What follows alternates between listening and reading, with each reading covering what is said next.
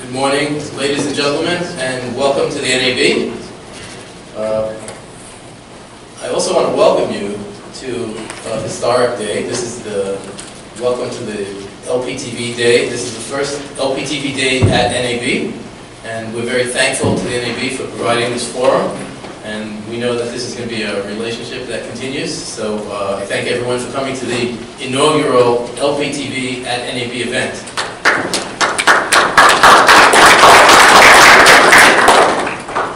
To start, or before we start, of course, we need a word from two of our sponsors of the LPTV Day itself. And I'd first like to call on Mike Ravino from the LPTV Spectrum Coalition.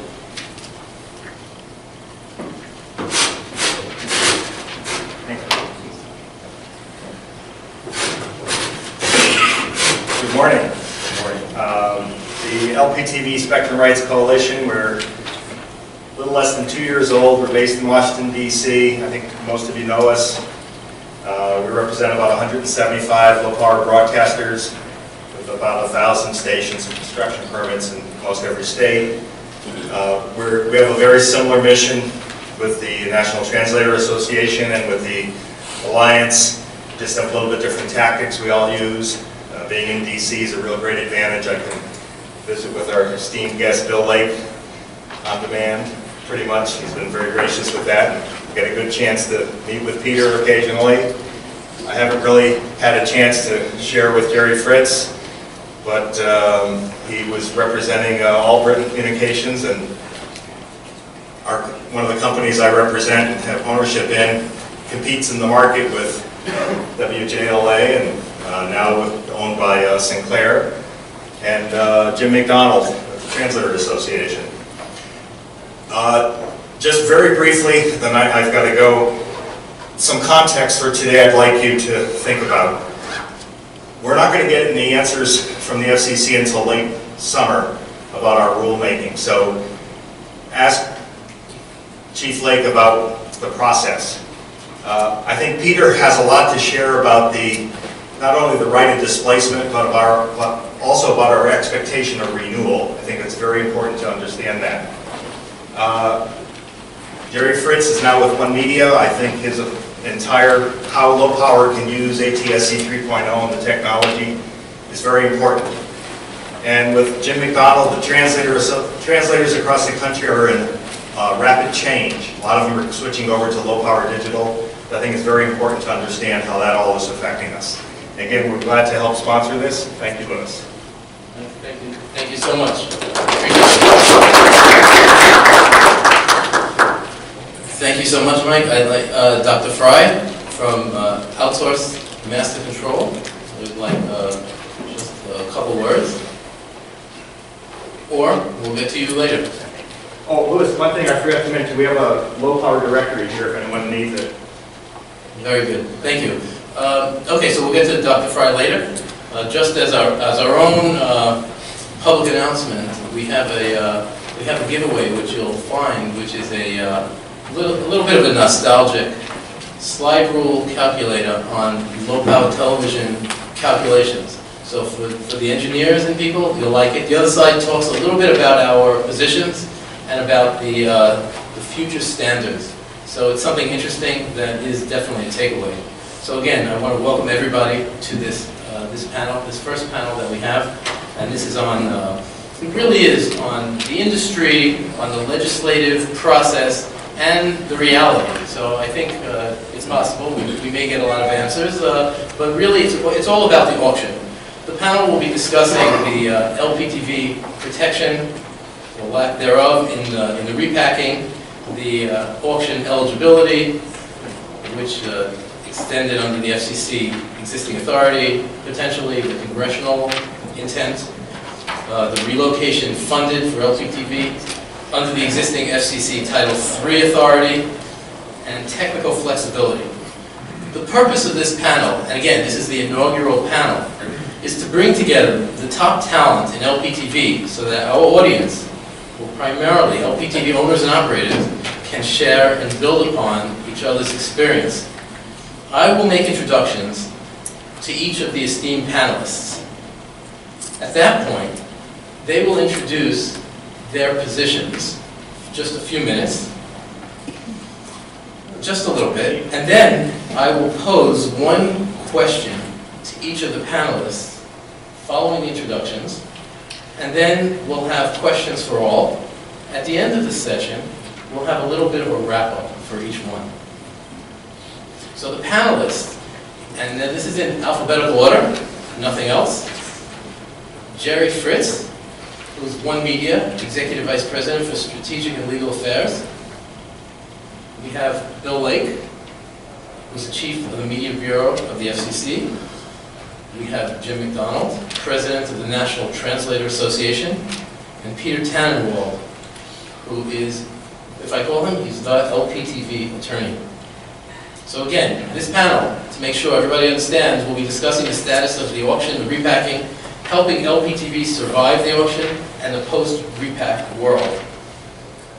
So the order for the opening comments will be as follows. Jim McDonald, followed by Peter Tannenwald, followed by Jerry Fritz, followed by Bill Lake from the FCC. Now please, this is not out of disrespect, none intended, this is Bill's request. Jim McDonald has been in the broadcasting world for over 50 years, starting in college at a local classical music station in Colorado. Since then, Jim's involvement has been primarily as a consultant in engineering and regulatory matters. Jim continues in engineering practice at this time. Jim is the founder and editor of the Broadcasters Big Book Project, which for 25 years has provided a regulatory guidance system and information service hotline to its radio and TV subscribers.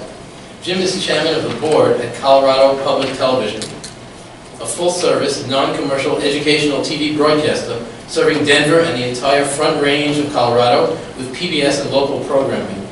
Jim is president of the National Translator Association, which for well over 40 years has provided support, education, and information assistance to the many TV and FM translator licensees all over the U.S. NTA was the springboard from which LPTV came into existence in the 1980s. It is in this capacity that Jim is here today to join in the discussion about the auction, repacking, and their efforts on our industry. Jim, could you please say a few words? Thank you, Lou. Thank you very much. As president of the NTA, I come here first and foremost in support of translator stations around the country. There are many of them in almost every state of the union, and out here in the West we have thousands of them that will be likely affected by the repacking and the auction. The translator service, just by way of a small bit of history, started with a few hardy folks like Dr. Byron St. Clair, seated down here in the front, whom many of you call Doc. And he has been my dear friend and mentor for quite a number of years. He climbed a lot of Colorado mountains, seeking spots where TV reception from Denver could be translated or fed down into some little canyon somewhere with 300 or 500 people in it.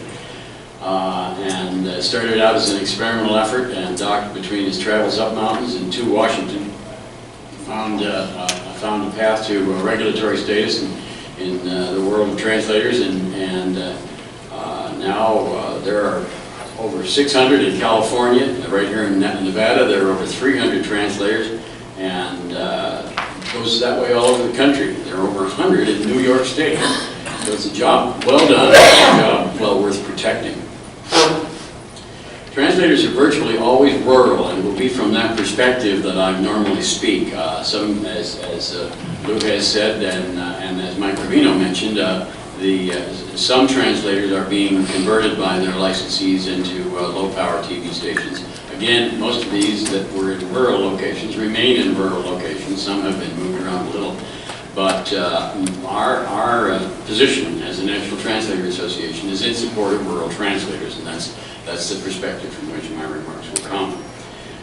The thing that's important about translators that is somewhat different from the problem faced by low-power TV stations is that translators have two channels to worry about, an input channel and an output channel. And systems often operate in large interconnected networks of stations, a daisy chain. type of installation over certain parts of a state or a country. We have one in Colorado, for example, our home state, in the northeast part of the state that interconnects about 15 little villages and cities, small cities, with the translator systems. And if you affect a Denver channel that feeds one of those and causes, and that change causes input or output channels to change in the system, several communities at a time could go dark until they repair the damage caused by the change of channels.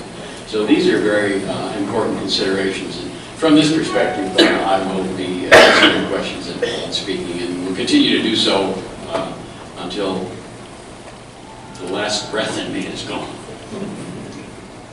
Jim, thank you so much. Next, we have Peter Tannenwald. Peter Tannenwald joined Fletcher, Held & Hildreth as a member after a 40-year career, which included one of Washington's 10 largest law firms, where he was a partner, and more recently as a named principal of Irwin, Campbell & Tannenwald, DC. In addition to a broad range of radio and television broadcast station groups and individual station owners and common carrier and wireless clients in both regulatory and transactional matters, Peter represents inventors and developers of new technologies and has helped implement several such technologies, including the wireless auditory assistance devices for the hearing impaired, the use of AM broadcast stations for power utility load management, visual captions on television broadcasts, the interactive video and data service, compatibility of cell phones and hearing aids, and most recently, combining television, broadcast, and broadband services in the same spectrum. Peter represented a publicly traded international satellite carrier from its inception to merger with one of the nation's 5 largest inter-exchange carriers, handling the initial licensing for the nation's public television satellite distribution system, and has represented major universities for broadcast, satellite, ITFS, EBS, and telephone matters, and has helped establish a local telephone service competitor to a Bell operating company. Peter is the premier LPTV attorney, and we look forward to hearing from him.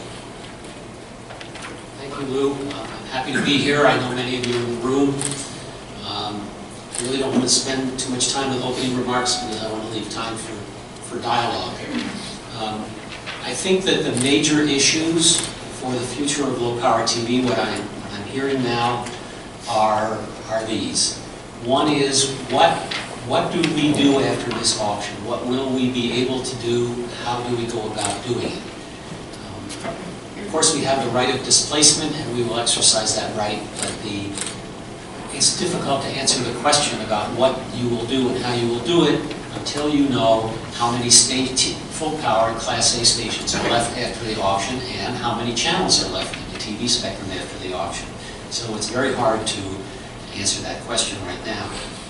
The second question is, if we get into displacement, and there is more demand than there is supply, will the FCC impose any kind of priority selection system? And of course, each particular interest group wants to have priority for their group, whether it's non-commercial broadcasting, translators in rural communities, major network affiliates, fill-in replacement translators by full power stations. And some people feel that the industry will be best off if there are no priorities and are reveling in the confusion being caused by all the interest groups that are seeking priorities. The next question is, can, after all the years that we've put into trying to build our stations and being thrown off channels and tossed around, can we bring this to an end for those of us who survive? Can somehow the FCC stop tossing us around like a goofball, or whatever we get tossed around as? And that's fairly controversial, and the FCC seems to feel that they have some limitations on their authority in that regard, and I don't agree with that, but that will be an issue to be discussed. And I think the last major issue is it's going to take a while to sort all this out after the auction, and some of us, it's going to take time for some of us to find channels. We need to have relief from the statutory provision that makes our license expire automatically if we're dark for a year. If it it takes us 15 months to find another channel and get on the air, you have to cut us that slack. I guess there is one other consideration, which is when will we have a new generation of technology that will allow us to exploit our frequencies better. But that's a question that goes beyond just the low power industry. So those are the things I'm dealing with, and you're all going to have to deal with, and I hope we'll have some more discussion of them as we go along. Thank you, Peter. Next, I'm going to introduce Jerry Fritz. Jerry is the Executive Vice President for Strategic and Legal Affairs for One Media, a joint venture between Coherent Logic and Sinclair Broadcast Group. Jerry oversees long-term strategic planning and government relations for One Media, supporting the adoption and implementation of the broadcast industry's next-generation transmission standard. Jerry joined One Media in 2014 after serving as the longtime general counsel to television station group owner Albritton Communications Company and its affiliate Politico. Previously, Jerry served as Chief of Staff to FCC Chairman Mark Fowler and a primary architect of deregulatory efforts in the broadcasting and telecommunication industries. Prior to joining the Chairman's staff, Jerry was in private practice, specializing in communications law with Pearson Ball Endowed, and taught on the adjunct faculty at George Mason University Law School. Jerry is an immediate past governor of the ABC Affiliate Association, chairing its Government Relations Committee and leading its News One revision team. Jerry served as a director on the NBC TV, on the NAB TV board, and served on the NAB's Digital Television Task Force, as well as its EEO, web streaming, and copyright committees. Jerry, we look forward to hearing from you on the next generation standard. Thanks, Lou. Technological improvements hold the promise in all industries, but particularly our industry, of some help for both full power and low power stations, specifically changing the way television broadcasts are transmitted from the current ATSC 1 standard to the new ATSC 3 standard has some promise for you. I think it's best to not take a lot of time right now to explain it. I think it's best to answer your questions, Lou, and your questions in the audience. So I'm just going to reserve the balance of my time to talk about how the ATSC 3 process will work and what benefits it potentially has for you. Terrific. Thank you so much. I appreciate that. And I'd like to introduce Bill Lake, who is the chief of the FCC Media Bureau. Bill served as the head of the DTV task force at the FCC. Previously, Bill was a partner at WilmerHale in Washington, D.C., where he led the Communications Regulatory Practice Group for many years. In government, Mr. Lake has previously held positions at the Department of State, the EPA, and the Council on Environmental Quality. Bill began his legal career as a law clerk to the Honorable John M. Harlan of the U.S. Supreme Court and the Honorable Henry J. Friendly of the U.S. Court of Appeals for the Second Circuit. We're all very familiar with Bill, and we look forward to his views and directions. Bill. Thank you, Louis. You give great introductions. It reminds me that Will Durant once said, after receiving a very flowery introduction, I wish my parents had been here to hear that. My father would have enjoyed it, and my mother would have believed it. For those of you who heard me speak last evening, I know some of you probably did, will know that there's a yin and yang here. The FCC very clearly recognizes the value served by low power stations and translators.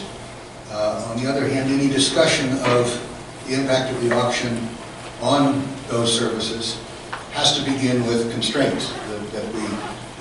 I think, when you write poetry, you write the best you can, subject to the constraints of whatever the sonnet form is or whatever. And here we have the constraints that it is, of course, a secondary service, and Congress made some tough decisions not to include low power stations in the auction, not to protect them in the revac, and to my personal disappointment, not to provide funding for any impact of the auction, changes of channels that are necessary by virtue of the revac.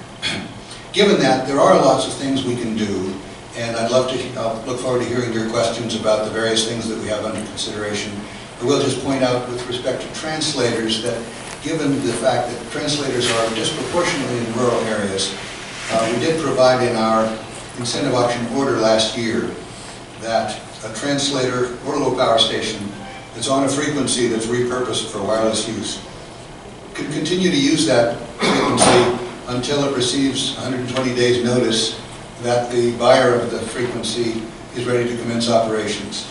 And we know historically that the wireless carriers often spend years before they build out in many rural areas on spectrum that they've bought. So we do hope that there will be a cushion provided there for many translators, basically to have a number of years in which they can continue to use the spectrum until the wireless carrier is ready to build out on it.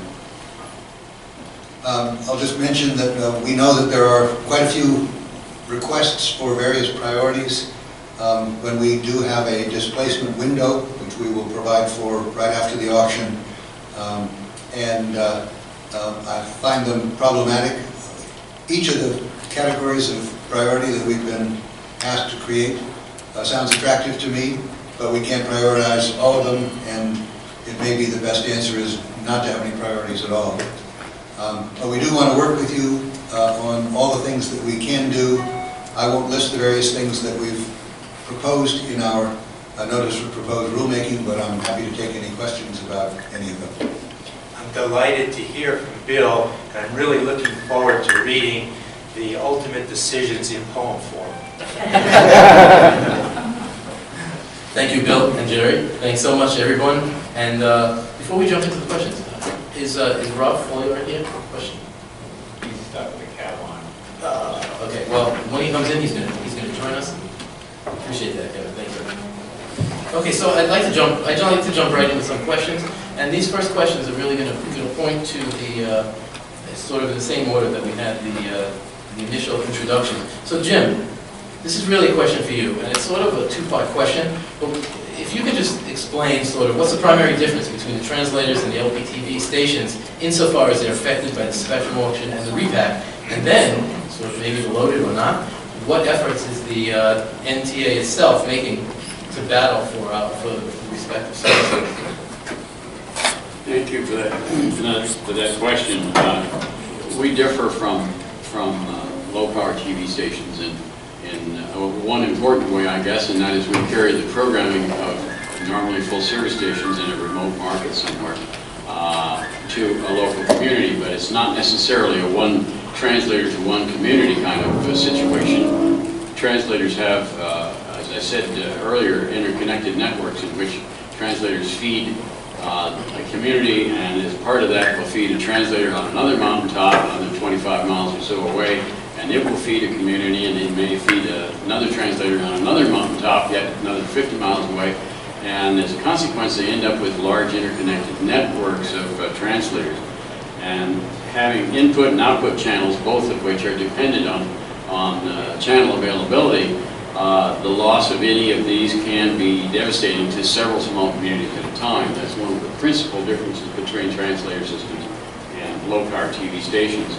Additionally, they're located in areas sometimes that are near the fringe area of full-service TV stations.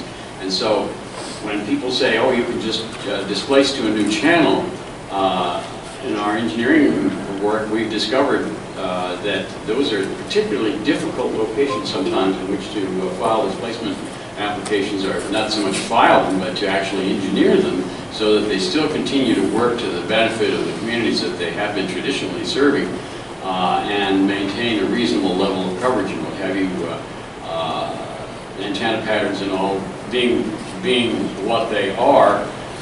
These displacements are difficult to do for two primary reasons. Of course, one of them is technical, running into the risk of causing in excess of a 0.5% interference to a nearby full service or a not too distant class A. But the other side of this thing is translator systems typically are not very well funded. A lot of them are funded as a secondary budget line item by counties. Some of them are funded as a part of clubs or associations and what have you. And so the second very difficult piece of displacement is actually managing the cost of it. With translator systems which have had to undergo some kind of change over the history of time, and they have sometimes lost out and gone from the scene. The scary part about this is that there are certain rural communities in the West that are served exclusively by translator systems, and the communities would effectively go dark if the translator system serving that community were to shut down. So those are part of the differences, and of course translators have a history of having been evicted off their channels on a couple of times in history before low power stations actually came into being in the 1980s. I'm just remembering in the 1960s they were generally required or encouraged to be on the higher channels from 70 to 83. And after a few more years they were evicted from those channels and moved down to 55 to 69. Then the FCC sold some of those channels and they were moved down to the channels between 50 and 55 in many cases, or lower if they could get them. And now this is the fourth time the FCC is trying to send us out of the room.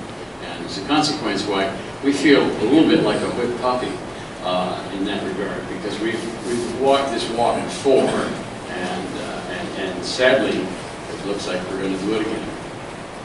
Great, thank you so much. At this point, I want to introduce our fifth panelist, fifth esteemed panelist, and I'll get to that in a second, but when you hear at the end of my introduction, and then I'll jump into a question for Robert Folliard, who is the Vice President and Deputy General Counsel for Gray Television, Inc., which owns and operates television stations in 44 mid-sized and small markets across the U.S. In 11 of Gray's markets, Gray operates a low-power television station that serves as the primary affiliate for one of the Big Four networks. At Gray, Rob is responsible for legal matters and regulatory compliance at Gray's television stations. Rob also oversees Gray's retransmission consent negotiations and its relationships with cable, telco, and satellite providers. Prior to joining Gray in 2014, Rob was an associate in the Washington, D.C. offices of Cooley and Dowlonis, where he represented dozens of television and radio broadcasters. As an associate, Rob focused on retransmission consent, FCC regulatory compliance, and mergers and acquisitions. And by the way, as of this morning, Rob is a member of the ATBA, and we look forward to hearing his views. Rob, so what I'm going to do is I'm going to just throw a question which you can sort of, beginning of our discussion. I know that Gray Television is continuing to invest in local content and news, syndicated programs, grabbing for the top talent and community relationships. And I use that word community, with an underline. So what is Gray doing to either understand the impact or sort of counter the impact of the auction process on their mostly LPTV stations? Yeah, thank you. As far as the LPTV stations go, and dealing with the impact, it's one of those where we're in an unfortunate position. We just have to wait and see what happens. What spectrum is left? How many channels is the FCC or the wireless folks going to take? What's going to be left, and what can we do with it? I mean, we have LPTV stations that, Grand Junction, Colorado, the ABC station is our low-power station, and in a way, when Gray, we spun off the station, we sold it to minority investors, or minority owners, and the only reason we were able to do that was because of LPTV, because we had a low-power station there that we could use, and it's going to be important to find a home for it after the auction is over, and right now, it's in a frustrating position where we just have to wait, see what happens, see what's left, and then as soon as the FCC relinquishes its freeze, then we will file for whatever channel is there, so we can continue to provide local programming, local news, local weather, everything that the folks in Grand Junction have been relying on, in ABC programming, important programming that we want to continue providing, and it's a tough position to be in right now, but we're hopeful there'll be something, and then we'll take it and move on. Great. Thank you, Rob, and thank you for jumping right in to the conversation. I appreciate that. Peter, I have a sort of a two-part question. Maybe there's a lot of questions that we could ask you. Could you talk a little bit about the right to participate in the auction? How's that for a loaded one? Is there any way that stations, or maybe I'm saying stations, LPTV, can get that right? And then, is there any way for these stations to sort of stay where they are for good? Well, the answer to the first question has two parts. Are we authorized by the present statute to participate and sell in the auction? And it's certainly the FCC's interpretation that we do not, and that they do not have the discretion to let us participate and sell in the auction. That's not accepted by everybody, that position, but that's their position right now. But Congress order the FCC to change that, they could. And there's been a lot of encouragement by advocates for that the industry should be pestering the daylights out of their congressman. And I don't know if Congress will be entirely averse to it, but you have to show that it's not going to cost the government any money net in the end, and that it won't delay the auction. And those are difficult hurdles to jump, but there are certainly people trying to move in that direction. And the second question was whether we won't be goofballs anymore, or poodles, or whatever Jim called them afterwards, puppy dogs, I guess you would call them afterwards. Certainly there are people who have filed comments with the FCC about that. I'm a strong advocate for the FCC as finding some way not to continue to bounce low-power TV stations around and just keep displacing them, to make them permanent in some way. Now, Bill has said in remarks in various places that he believes that the FCC does not have the authority to create a new permanent class of service. I strongly disagree with that as a matter of law, but if they don't think they have the authority, then persuading them to do it would be rather difficult. There are pluses and minuses for that. I think we do need to be made permanent, but I'm not sure that everybody will be willing, at all stations will be willing to pay what will be likely the price to be permanent, which will likely be some increased public service obligation and more times when you're limited on being able to file applications to improve or modify your facilities. So that'll all have to be negotiated or worked out. But I do think that there's something wrong with the situation where there was a one-time window in the year 2000 to qualify for permanent status, and the door is closed forever for everybody. That's not in the public interest. It's not what the Class A statute says. It's not what the Commission's general powers are under the Communications Act. But how do you work it out? I think as a practical matter, it should be possible to move in that direction. I also think as a practical matter that persuading the FCC to focus on and resolve that issue prior to the auction is going to be a pretty big hill to climb in terms of the Commission's attention and resources. Thank you so much, Peter.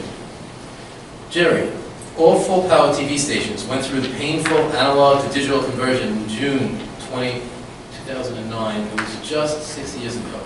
Now we're hearing talk that we may need to do it again with the so-called next generation standard. Can you give us a high-level synopsis of what's going on and how it might apply to LPTV stations that do in fact remain after the incentive auction repack? All right, so think back, this is high level, think back 20 years ago. Various affected industries got together, that means the equipment manufacturers who manufacture the transmitters and the television sets, the programmers and the broadcasters all got together after much debate over competing technologies and whose intellectual property was going to be in the equipment. They came together in what you recall was referred to as the Grand Alliance. This Grand Alliance set a standard for television transmission. The FCC adopted that standard and then authorized the conversion from old analog television to digital in 1996. Everybody remembers that. Without getting into the roots of the weeds, the standard was based on a single carrier, one carrier wave. It was called 8 VSB, 8 vestigial sideband. At the time, it was seen as necessary to transport a very large data file used for high-definition television. But it had significant problems. It was susceptible to tremendous interference, causing a cliff effect, the signal to just drop off, and wasn't useful for deep building penetration. Those of you who have television sets in your basement, you can't get it over the air, and it's also unacceptable for mobile and portable transmissions. Over the ensuing 2 decades, the high level of interference and this resulting lack of mobile and portable capability has led to a call to revamp the standard to use a multi-carrier approach, so-called OFDM. Think of it as giving a football to a single runner at the end of a football field with a ball and instructing him to run to the opposite goal line. There are lots of opportunities for that runner to drop the ball, to be tackled in his race, to be interfered with. Now imagine 1,000 runners having that same football running to the other goal line. The odds are that some are going to make it across the field.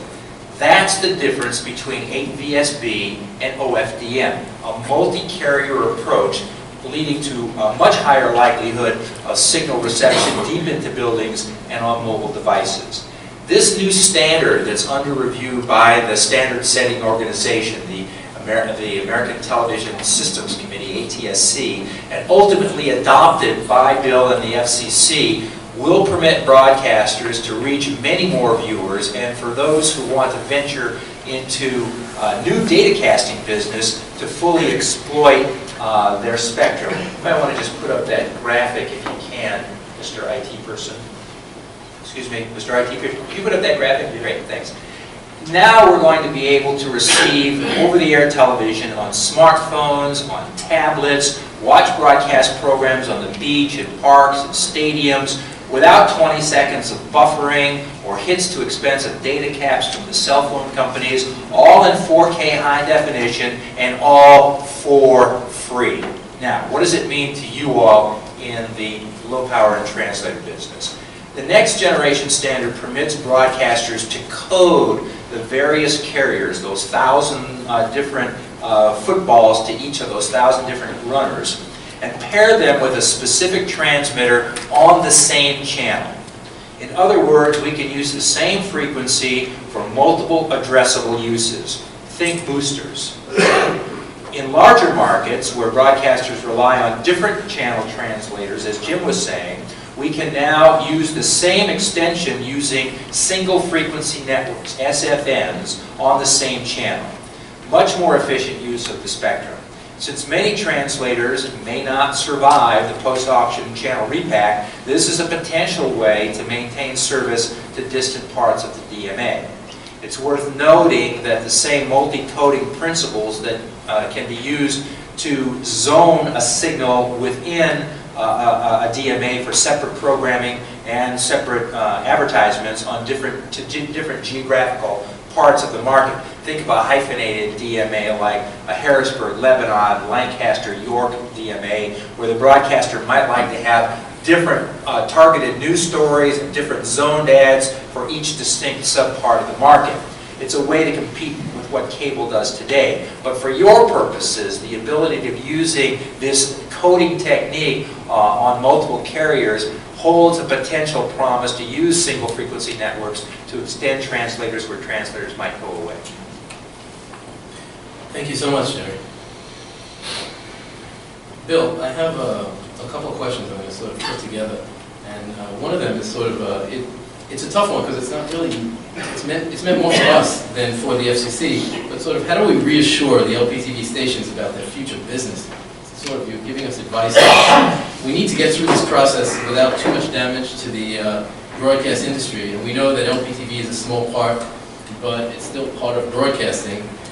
According to our own studies, there'll be a direct impact on approximately half the stations. Does that mean half will be forced off the air? Potentially, maybe not. We still don't know. So, and I guess the FCC has done their own studies, and then sort of adding on, there'll be this GAO study. What will the FCC do about that as well? And then, in the same vein, please take note. In the same vein, how did unlicensed take precedence over LPTV, an existing service? To us, it's almost as though we sunk down to tertiary. The first question is really the $64,000 question. How do we deal with the uncertainty? And the low power community is not alone in that. The concerns you have are different from the concerns of the full power stations, but I think it's inherent in the fact that what we're doing is an option. It's a market mechanism that the commission doesn't know until we do the auction how many broadcasters will participate, how much money the wireless companies will want to pay, and ultimately how much spectrum will change hands. That will affect the full power broadcasters and the repack. It will also secondarily affect the low power and translator communities. And we're doing as much as we can to dispel uncertainty by making sure that we're transparent about how the auction will be run and when it will happen. But ultimately, I think the uncertainty is the strongest possible argument for getting it done soon. Living with uncertainty is very frustrating, makes it difficult to make business plans, and one of the reasons that we are hell-bent to get this auction started in the beginning of the first quarter of 2016 is that we know that all the affected industries want it over with, want the uncertainty to be resolved. Once we've had the auction, we'll know what the impacts are. We've proposed a number of things we want to do to try to mitigate the impact. Once we know what the impact is, we'll be open, of course, to additional suggestions, but ultimately, I think because it's a market mechanism, uncertainty is inherent in it until the auction takes place. As to the GAO study, we always cooperate with GAO when it's doing studies. We're working with them, we'll work with them again, and we've typically had a very cooperative relationship with them. They rely on us for a lot of the information that they need in order to do their studies, and we'll provide them everything we can. Good, thanks. And the last part of it was because I said so much, was the unlicensed, the potential. Oh, yes. I think you're referring to the fact that we have circulated a notice that will be released once the commissioners have worked on it to fulfill the decision that the commission made in the incentive auction order that it will try to preserve one vacant channel in each market for use by unlicensed entities. We see this as actually no different from the fact that we have spectrum today that's reserved for unlicensed uses. We don't see this as creating, making making low power communities tertiary rather than secondary, any more than we see it as displacing the protections of the full power community. But the commission typically has the authority to manage spectrum and to decide that certain spectrum will be used for one purpose rather than another. And in this instance, the commission's purpose is to ensure that one channel that has previously been used for television service will be used in each market where we can for unlicensed use. Okay, thank you, Bill. And now I'd like to pose questions to the panel as a whole. And following that, if we have time, before we have to wrap up, we'd like to open up the floor for questions. But so to the panel, what is, or is there a relationship between the next gen standard and the broadcast incentive auction?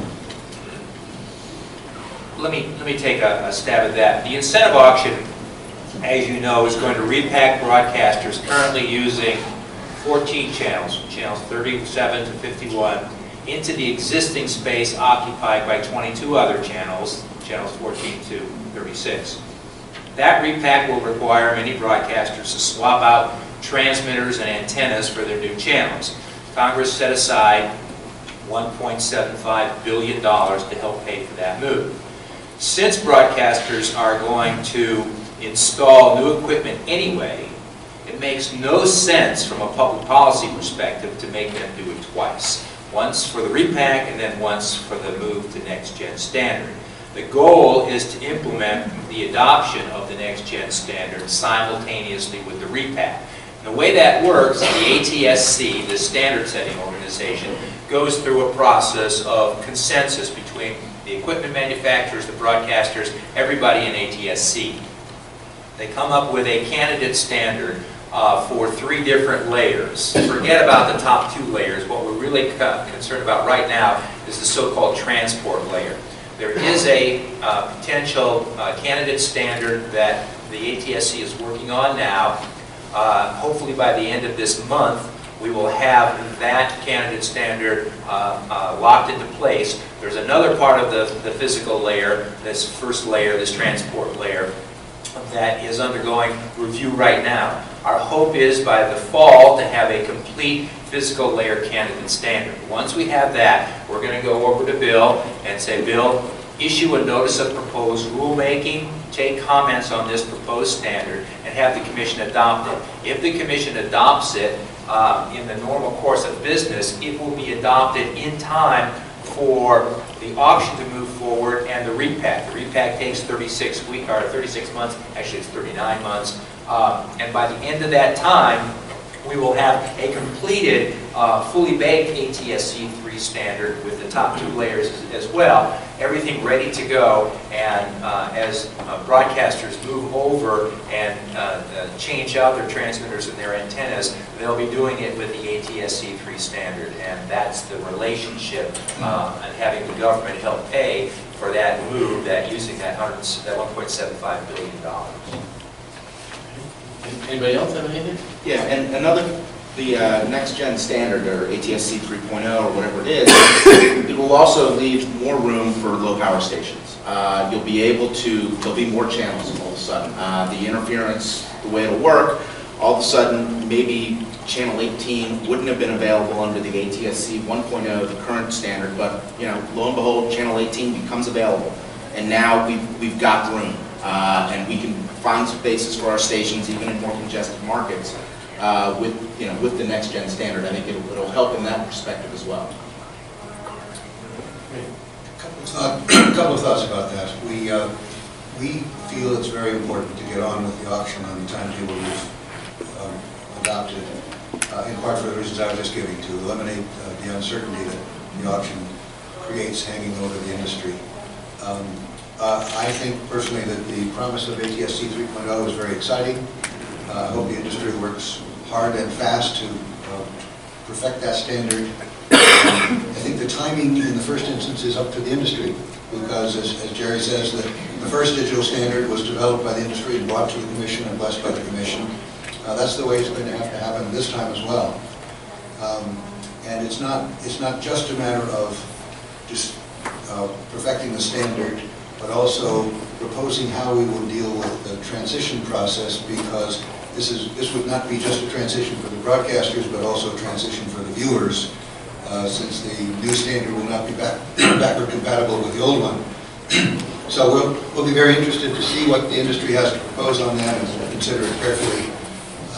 As to whether that timing works with the repack, we can all be hopeful, but I would point out that it's, in order to implement 3.0 and the repack, it's necessary not only to have a standard, but to have equipment built to the standard.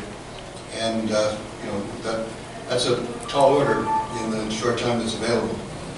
I'm encouraged by the fact that when we had an engineering firm called Widelity do a study of the transition process after the auction, one of the things they advised us was that in terms of the typical expense of changing a channel on a station, only a small portion of the expense goes to equipment that's sensitive to the difference between ATSC 1 and ATSC 3.0. I think they used a figure like 15%. So 85, if that's the figure, 85% of that expenditure on towers, antennas, or whatever will be identical whether it's ATSC 1 or ATSC 3.0.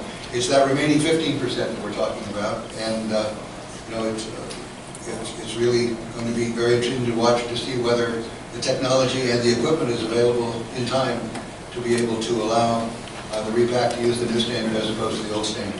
The beauty of having the consumer electronics manufacturers as part of the ATSC process is to make sure that they have bought in and they have the capability, the Samsungs, the LGs, the Sonys of the world, the Philips of the world, to make sure that they're on board and so that they can start generating these chipsets. The chipsets, as Bill mentioned, between ATSC 1 and ATSC are not that different. It's a matter of putting a new exciter in your transmitter and swapping them out. So we're extraordinarily hopeful that with this consensus process at ATSC, we'll be in a position to make sure that we can do the transition. We have a number of transition scenarios, as Bill mentioned.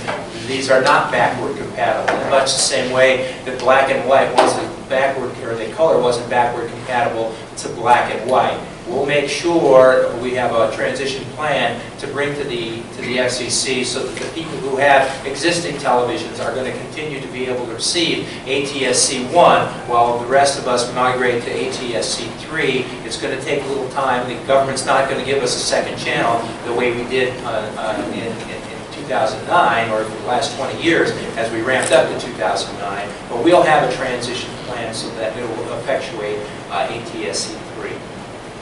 Thank you. You know, based on anecdotal research, it looks to me that the manufacturing capability in the U.S. and maybe other places as well will be in no way sufficient for any sort of on-time transition. Will this somehow be taken into account, and how could it be taken into account? What could that impact, etc.? So I'm sort of opening that up for discussion. Well, I'll venture that we have been trying to take it into account, or the shortages of a number of the sort of pacing factors for the transition for 2 years now. We've been studying this very closely. Again, to use the poetry analogy, Congress gave us some limits in this case. We have to do it with a certain amount of money and in a certain amount of time. Changing a channel for one station is a very different matter than changing the channels for several hundred stations potentially in a 3-year period. So we have identified that as a very challenging prospect. We have a whole team of people working at the Commission on trying to make that work.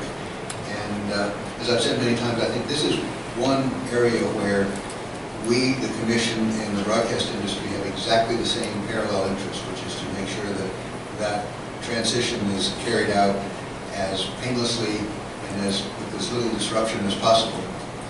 So I won't say it's going to be easy, but Congress told us to do it, and we're going to do the very best job we can.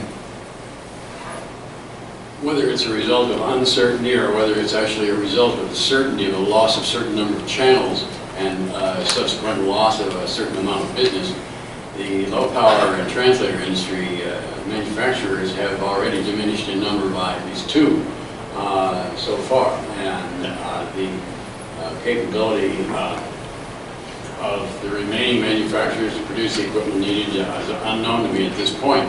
However, the more manufacturers, usually the more competition and the better the product and the better the price. But that said, we, whether it's uncertainty or whether it's actually the certainty of the loss of channels, we are losing some resources in that area. And translators are unique in that they can carry pretty much whatever modality the initial stations transmit, but we still are forced with buying and using equipment to adapt to differing powers, differing channels, and any other differing qualities that we may have to deal with. Understood. And we face a similar issue with respect to full power stations. The manufacturers who built up for the DTV transition have decreased their capacity since that transition. We're trying to tell everybody it's time to ramp up again, but we'll hope that the industry responds. Yeah, and there are going to be a handful of places where, frankly, the 39-month transition, I don't think it can possibly happen. You know, the Mount Sutros of the world, sort of the poster child for the impossible construction situation, or Lookout Mountain in Denver. You know, for those who were there during the last transition, it took an act of Congress, and it may take another act of Congress. Just like Bill mentioned, he's been sort of hemmed in. The FCC has been hemmed in on what it can do. And it probably won't be the last time that Congress has to speak to this issue, because if congressmen in San Francisco are faced with every single station in San Francisco going dark after the 39-month period, then they're quickly going to act and they will fix the problem. Because realistically, a lot of stations will 39 months, we can do it, but there are going to be those Mount Wilsons, Mount Sutro, Lookout Mountains, the really congested places where it's going to take another act of Congress to fix the timing. Thank you so much. I'm sort of jumping around because maybe I want to sort of rev up the audience with some good participation. The industry is really discussing a lot about a potential permanent solution for what we might call a Class A upgrade to an LPTV. Wouldn't that make it more palatable to the LPTV stations today if they knew there was a mechanism in place? I think that's being discussed a lot, and I think you could begin beginning to now see it in comments, etc. So with the timing of that, going along with everything else, would that be an interesting solution?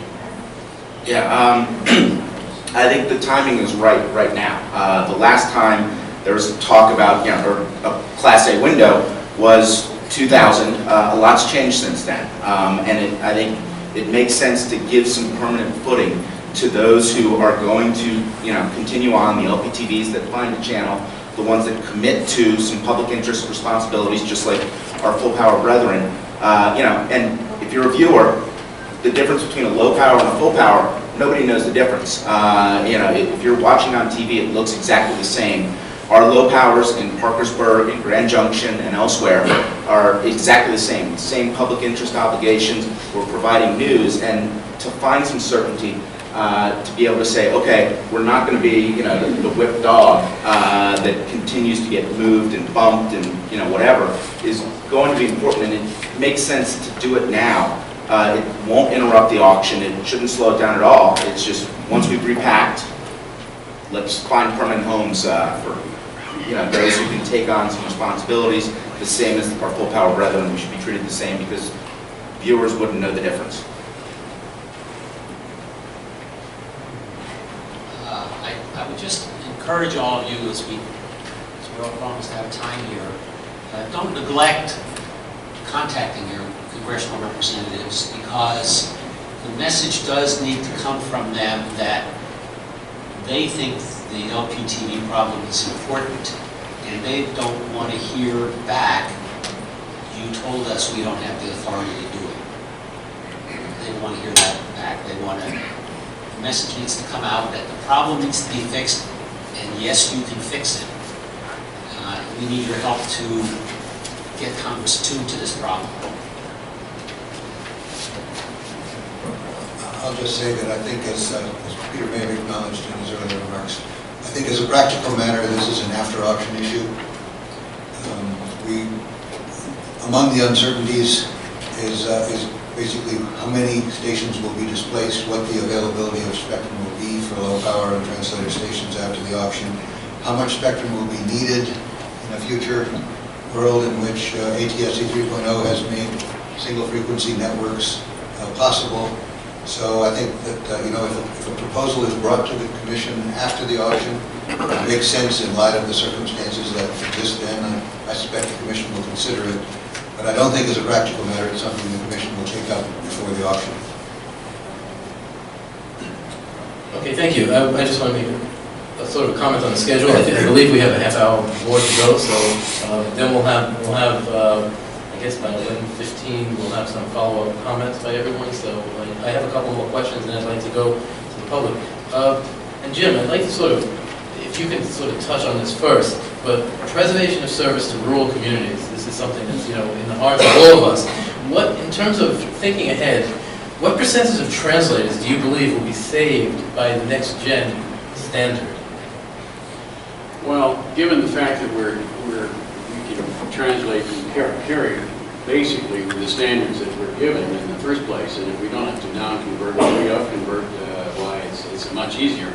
But if we're forced to, so I can't give you an exact percentage. I don't know, but I think that the next-gen standard will ease a lot of situations as far as adjacent channel issues and so forth. I think that there are some considerations there, but I really don't have an answer to the percentage of translators that would be affected.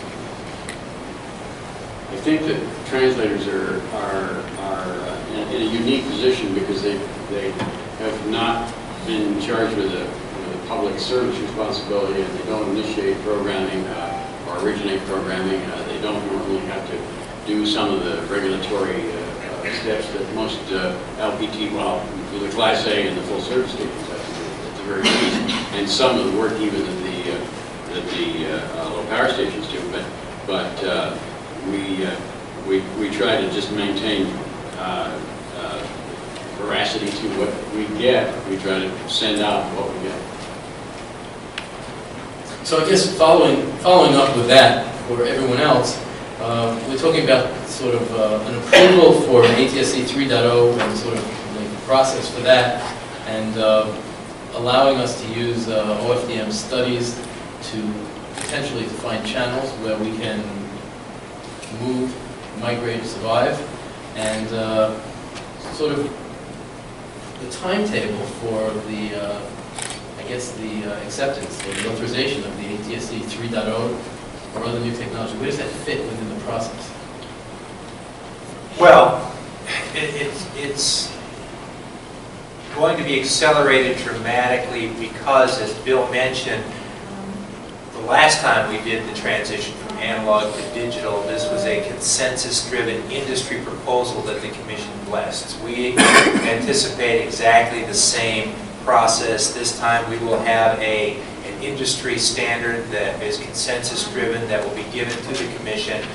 They have, by law, a requirement to go through a notice of proposed rulemaking process that they will consider and then adopt it. As Bill says, they're going to be interested to see what the transition process is going to be.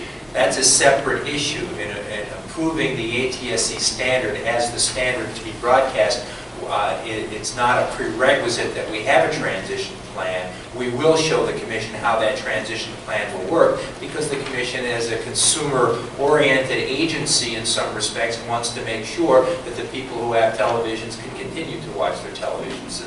And we as an industry have that self-interest to make sure that the transition is done correctly. But as a matter of just straight administrative law, it's a fairly simple notice of proposed rulemaking that we think that the Commission could undertake relatively soon, which is why we are in such a, and Bill is exactly right, we had the ball's in our court, and we are moving extremely quickly to make sure that that physical layer is done so that we can go over to him and say, please start this process so that we can have it done in conjunction with the repack. Again, it makes absolutely no public policy sense to make broadcasters go through the repack, change out their antennas and transmitters, and then do it again for ATSC 3.0. It makes no sense to do that. Let's do it all at once, and we're working as fast as we can to make sure that that happens, so that Bill can move forward quickly with that ruling. Thank you. I just sort of, as a public service announcement, just so you know, this is the first of the LPTV Day activities.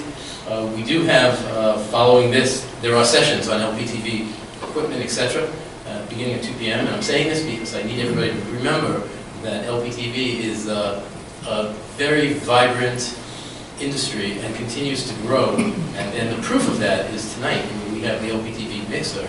And for the first time, we have many awards for content production that's all LPTV related, and you would be amazed at what you see and you couldn't believe that these are not full tower major stations. I find that absolutely staggering, and it's really a credit to the industry.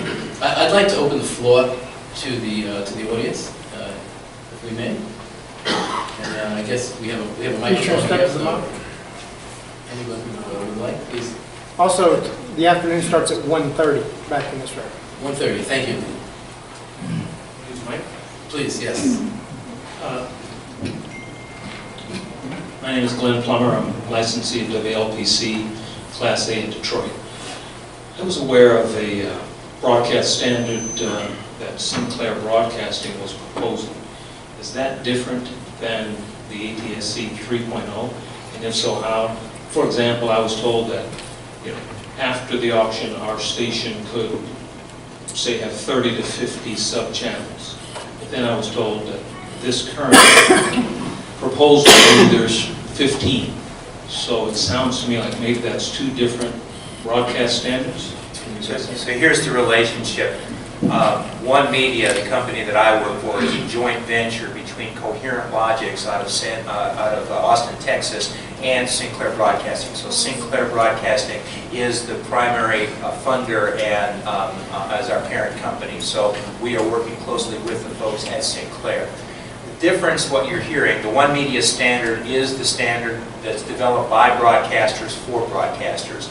The ATSC 3.0 process is considering a number of proposals, including One Media's. There's another European standard, for example, called DVB, which is primarily a fixed standard. It has mobility sort of glommed on the side of it, but it doesn't have the functionality and the flexibility for data casting that the One Media standard has. What you're hearing about the capacity is that when we move to a new ATSC 3 or including the One Media standard, you're going to have a doubling of the capability of the megabits. Instead of having 19.6, you might have 38 megabits. And what you can do with 38 megabits, depending on whether it's HD, whether it's SD, how you pack that will determine how many programming sources or programming streams you can carry. That's the difference. But basically today it's practically 3, 4. Yeah, right today, if you are a broadcaster under ATSC 1, you have 19.6 megabits. Most broadcasters, certainly those that are network affiliated stations, use about 11 of those megabits for a high definition, either 720p or 1080i. You're going to need much of that to do a high definition service. You can then have a D1 and a D2 channel. So basically 3 channels per station. That will improve dramatically in a next gen world. But not at the 30 to 50. That sounds a little odd. You know, you got to go and Len, you got to go look at the different technologies. The capacity of the channel, if you divide the bits among the streams, is one thing. The capacity of the channel is higher if you statistically divide bits so that each channel is using only the number of bits it needs for the amount of motion in the picture at that time. And the so-called stat mux, or statistical multiplexing, is what people are using to have up to 12 channels in today's technology. Whether you like the quality of all 12, that's for each person to decide. But the capacity of the channel will be determined in part by whether you have a fixed bit allocation per stream or a dynamic changing allocation. And some of that's controlled by contract. If you're a network affiliate, for example, the network requires a certain amount of bits to be used. And if you're running programming with high action, like a football game or a basketball game on the Boston Garden floor, which has all sorts of fine detail to it, or if you're broadcasting pictures with fire, high-action films with fire, you're going to need more bits than 2 talking heads reading the news. What would be the compression standards allowed under the new standard? It's a great question. As I mentioned, the ATSC standard has 3 layers. The first one, the transport layer, the physical layer, think of as railroad tracks. The second layer, think of as boxcars for the train. And the third is the content. Those audio standards and some video compression standards are in the top 2 layers, and they're under the ATSC is analyzing a number of different proposals. As long as we can get out of MPEG-2 and move to something 2 or 3 times more effective, that's going to give the content the quality and still allow a lot more channels. Sticking with MPEG-2 is useless. I hear you. I think this is Mr. Lake, but input from anybody would be appreciated. When the initial NPRM on the auction came out, I got the impression that the FCC was primarily looking to purchase licenses in the top 30 television markets, and perhaps in close by markets that impacted the availability of channels in the top 30 markets. But when the Greenhill reports came out, they gave opening bid price estimates for almost all television markets. Is the FCC changing its focus to expand the number and size of markets that it expects to purchase licenses in? No, but we are learning more.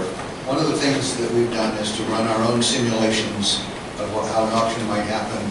We've also had a number of parties in the preceding file simulations. AT&T filed one, for example, about a year ago. Their simulation had us taking about 250 stations in as many as 70 or 80 markets.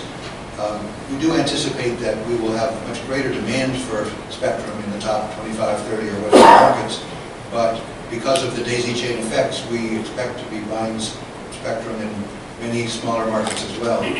when we did the Green Hill reports, both of them, what we tried to do was to give a number for every station.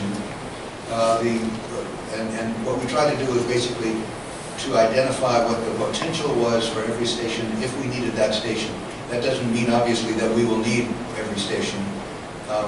And what we will hope to do, and we don't know to what extent this will be possible, but at the time we actually run the auction, if we can tell in advance of the auction that there are certain stations we just won't need under any circumstances, we will try to make that public so that people don't have to go through the process of even deciding whether to participate.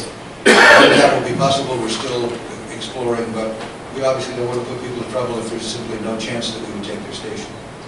But just because a station isn't sold in a particular market doesn't mean that the market's not going to be affected, because remember, what the Commission's doing is clearing a whole chunk of spectrum, everything from channels 37 to 51. If you're up there, and even if there's no sale of a station in your market, you're going to have to move, because the wireless companies want that virgin spectrum. They want it clean. They want us out of there. That means we're going to take those 14 channels and repack them down into where 22 is. So this daisy chain that Bill talks about has a direct impact on virtually all markets. That just because there's no sale of a station in your market doesn't mean you're not going to have to move. I might actually embroider that. I don't think this will make it sound better, but when you say down to 36, how much spectrum we clear will depend on the auction. It's possible we'll clear less than you just described. It's also possible we'll clear more, in which case we would clear actually some of the channels below 37.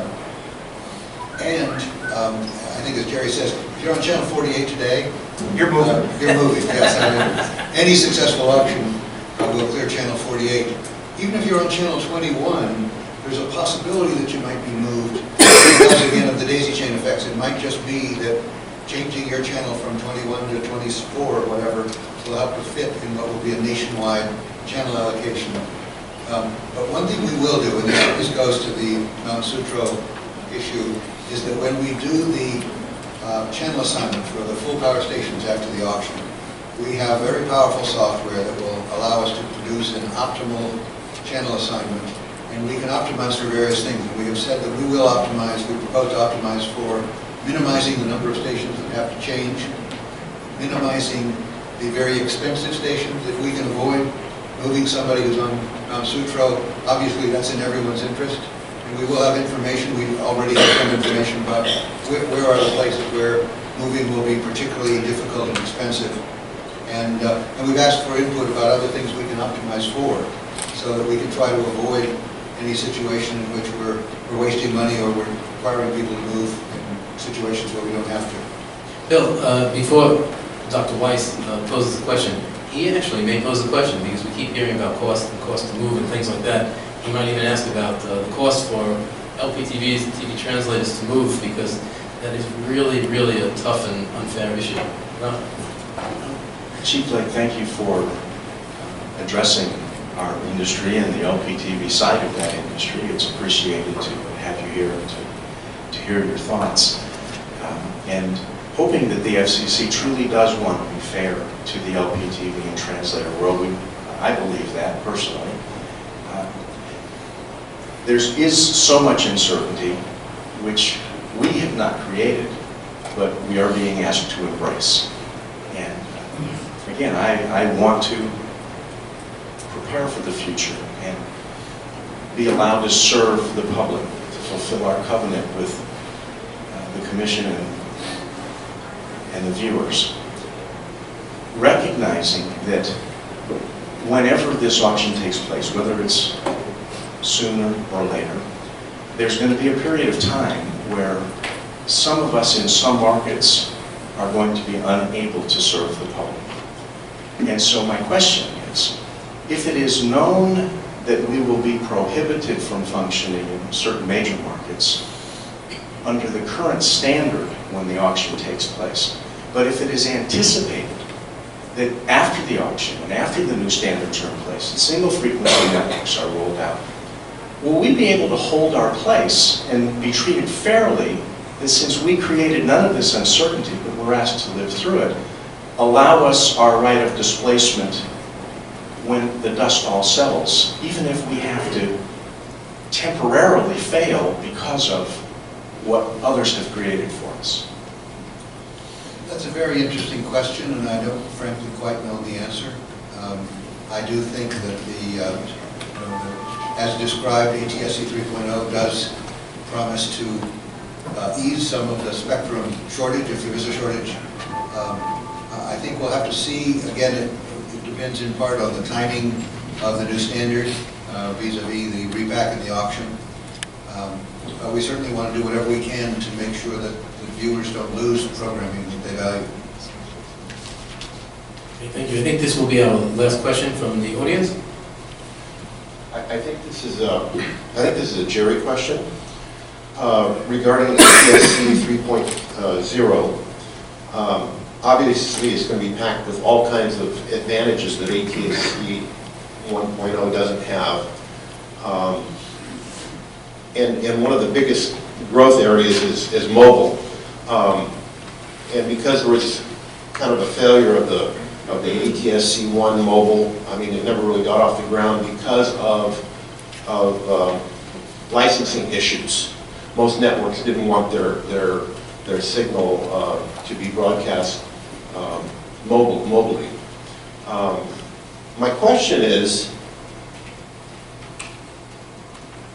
if this robust system is adopted, is there going to be cooperation from the wireless carriers? Because they're the ones that control the mobile phones. It's not the manufacturers of the phones, but the AT&Ts and the Sprints and all the other carriers. Is there going to be any kind of cooperation to allow that signal to be used with their phones? And secondly, you know, many of the mobile phones around the world have an FM radio chip built in.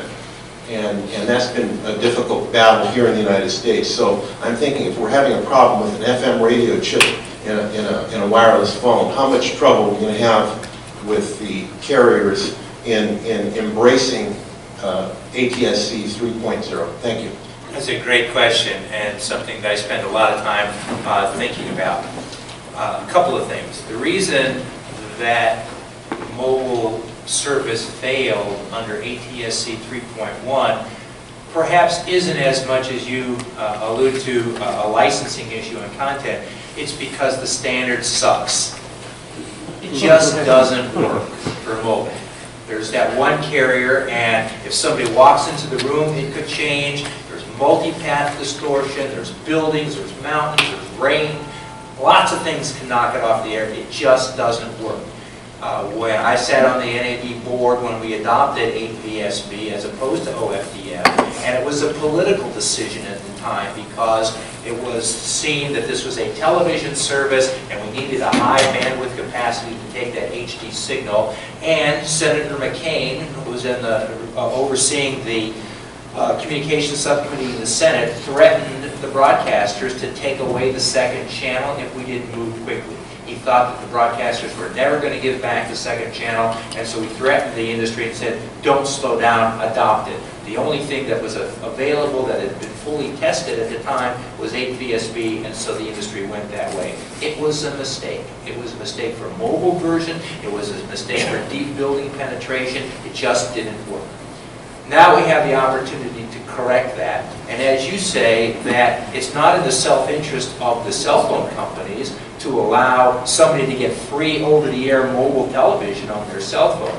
We think it's going to start not in cell phones, but actually in tablets, in iPads, where the cell phone companies don't have that vested interest. We think that the Samsungs and the LGs of the world are going to say, okay, we're going to build this into our laptops so that you can take it to the stadium and watch the instant replays of the football game in real time without buffing in 4K HD and not crash the system and not have to pay your data charges to the cell phone company. That's what we think is going to happen.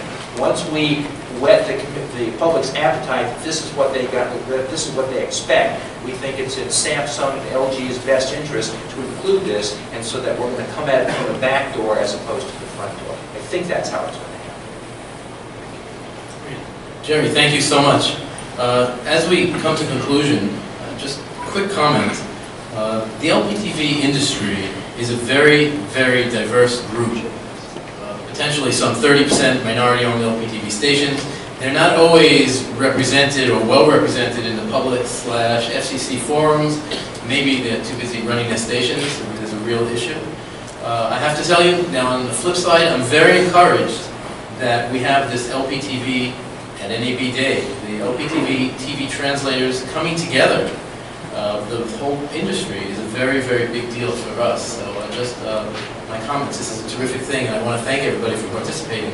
I'd like now for each of the panelists, and this time beginning in the order closest to me, Bill, just do a quick recap of your view of today's discussion, and well appreciated. Yes, I guess it's clear to me that you're in a very uncomfortable situation, and I understand why. We want to do everything we can to mitigate that, again, within the constraints that we're faced with. And I will just say again, I think that the world will be much clearer when we've gotten this auction behind us. We know how much spectrum has changed hands, what the impact is on the secondary services. And at that point, we may be able to do more to address your situation once we know what the situation is on the ground. And to Jerry's point, once we know how quickly a new standard may be coming along. Thank you, Bill. Thank you, Bill. Peter? What I've heard the last couple of days is that there is sympathy and hope, sympathy for our problem and hope for solutions, but I'm not too comfortable that all the stations will be able to survive as long as the FCC seems to think it's going to take to find the solutions. And therefore, I encourage you to be vocal, both with the agency and with Congress, to say that we don't know if we can hold on 2 or 3 years. How do we attract capital? How do we develop programming when we don't know when the switch is going to get thrown? You really need to get in there and say we have to have some solutions earlier. The government has limited resources. People are working very, very hard on this auction. Congress has made it clear that's the top priority. The chairman has made it clear that's his top priority. Okay, and so that's the way the resources are going to be allocated unless we can squeeze a little bit and get some of them now. And this is my 47th year in the business, and I can remember being in Chicago, walking out of the WMAQ studio in August of 1968, thinking, wow, this is a great industry. We were using 2-inch videotape, there was no color, and I said, God, this is a great industry. And I've seen all of the progression. I've seen how the industry adapts to regulation. I was fortunate to be part of an administration that deregulated a substantial amount of what affected broadcasters. And I've seen technology have a tremendous impact. When I left practicing law and decided to join this company to change the way broadcasting works, to let the marketplace decide, based on technology, how to improve our lot, this was a significant decision that I made personally, but I have to say it's been invigorating. And I think that the potential for technology to improve our lives is, in our business lives here in the broadcasting industry, is tremendous. It has a limited, albeit significant, effect on your business because I think SFNs do hold a promise to help save. It's not going to be a panacea, it's not going to be a cure-all, but it has the potential to help us in some respect, and I'm excited for that to happen. Yeah. If this is my 53rd year in the business, why is it that I look so much older than you do? The good news from all of this is the fact that as a secondary service, LPTV and translators are still well ahead of pirate radio stations. Our issue really is channel availability and cost. For the translator business, that's really the life or death of our industry, channel availability and cost. It's been said, and it was said last night, and it's been said several times over by the Commission in one way or another, for LPTVs and translators, it might be just tough luck. You know, we as licensees and industry people, we sort of understand the risk of getting a license to operate. We understand the risk of starting a business. We understand the risk that goes with being charged with the responsibility of doing our best in an environment in which things happen. We do know the risk, but the viewers haven't been asked to buy into that risk. So that's what the FCC really must say, not so much to licensees, but to the 80-year-old grandfather in Monroe, Utah, whose eyesight doesn't allow him to operate a smartphone. It has to say that to George Yellowknife in Pablo, Montana, whose Native American programming will all be gone.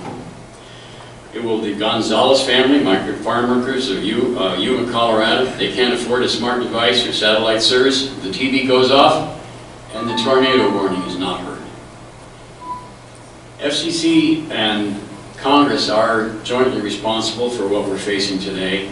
I think we can still make some changes from the perspective of the viewers through our Congress people at the margins as this goes along without holding it up a whole lot.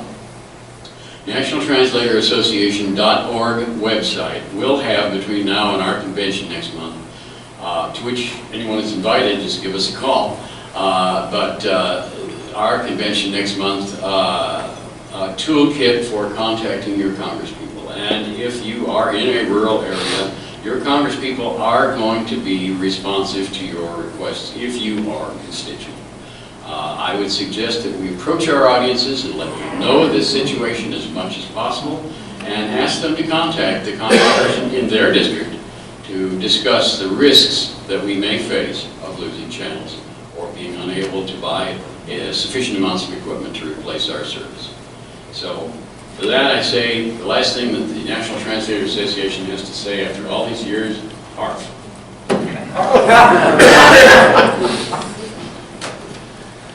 Yeah, I think going forward, you know, there's going to be a lot of uncertainty for the next year.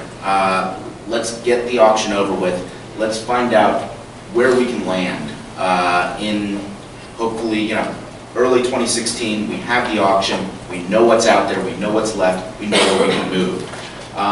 And then let's get some certainty going forward because our stations, you know, deserve and need the certainty. And then, you know, when we do and if we do find a new channel for our stations, we need to know we can stay there. That we will have rights once we, you know, find a landing spot and getting certainty. And you know, as folks have mentioned, you know, speak loudly, speak often. Talk to your congressman. Let them know that this is an issue. That you know, folks rely on our stations. People who are watching us don't know the difference between a secondary and a primary service. They just want to watch their TV shows. And we need to let people know that we are out there and we need the certainty going forward. And then to Jim's point on the channel availability, that's also going to be an important issue that we need to get out there. You know, right now, the way the FCC is proposing to run its auction, there might be multiple different band plans in different markets. Maybe in Detroit, the FCC can only clear down to channel 40 because of Canadian issues. Meanwhile, in Sioux Falls, where, let's be honest, there isn't a whole lot of demand for spectrum, the FCC will say, yeah, but we can clear all the way down to channel 26. So let's take it. And to have that variability, well, the difference between what gets taken in Sioux Falls is a lot of our stations. Is, you know, in these markets that we didn't ask for the spectrum auction, and it's being foisted upon us, and then in markets where there isn't the same demand, meanwhile, because of the various variable band plans, which is such a complicated issue that I think people haven't focused on it because it is so complicated and it's hard to understand, we need to let people know that this is an important issue that will affect folks not in the NFL markets, in markets like Sioux Falls, in markets like Grand Junction, in these other markets that aren't those top 30 markets that everyone keeps talking about. We're going to be affected. We need to let people know and get out there, make your voices be heard, because viewers are relying on us. Viewers want to see us, and we need the certainty going forward in the channel availability. On market variability, I'd like to just clarify a misunderstanding that I think is quite general. What we've proposed is to clear a near nationwide clearing target. At the outset of the auction, we'll establish a clearing target. Let's say it's 120 megahertz or whatever. We recognize there will be some market variability, but only in a downward direction. If we have a clearing target of 120 megahertz, we'll recognize that there may be some cities at the border or elsewhere where we can clear less, but under no circumstances will we clear more than the target. So the fact that we might in Wyoming be able to get more than 120 megahertz, we won't. We're not planning to go above the clearing target anywhere. Market variability will only mean that we'll settle for less than the clearing target in certain towns if we have to, so as not to reduce the auction to the lowest common denominator. Bill, Peter, Jerry, Jim, and Rob, thank you all so much for participating, and thank the audience so much for participating. LPTV Day at NAB continues.